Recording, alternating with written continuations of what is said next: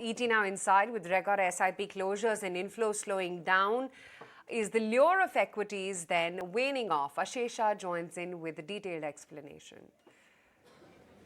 Yes, so capital market sentiment of India Inc. was negative in December 2022, with Nifty declining nearly 3.5% on a month-on-month basis. This was coupled with heightened volatility, with India VIX rising to 14.8 in December from 13.8 in the month of November. Subdued equity market performance and reduced preference for direct equity due to rising interest rates led to lower equity inflows and SIP closures hitting new high.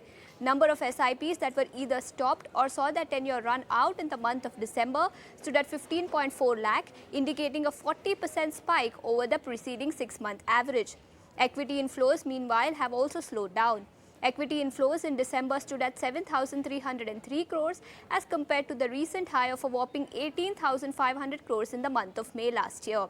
NSE Active account client also declined for 6 consecutive months in the month of December.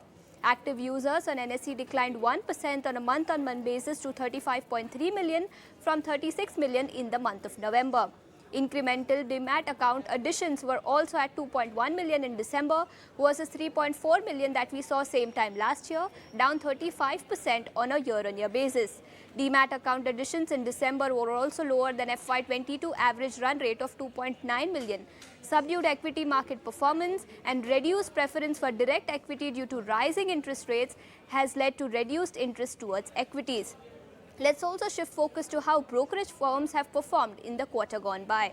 For Angel One in particular, number of orders declined to 226 million in the third quarter from 230 million in the previous quarter. Active client ratio for Angel One declined to 33.6% in the third quarter from 36.2% in the previous quarter. ICICI Securities, meanwhile, also added just a mere 3.4 lakh new customers in the third quarter versus a whopping 6.76 lakh new customer additions same time last year. Number of NSE active clients for ICICI Securities also fell on a year-on-year basis.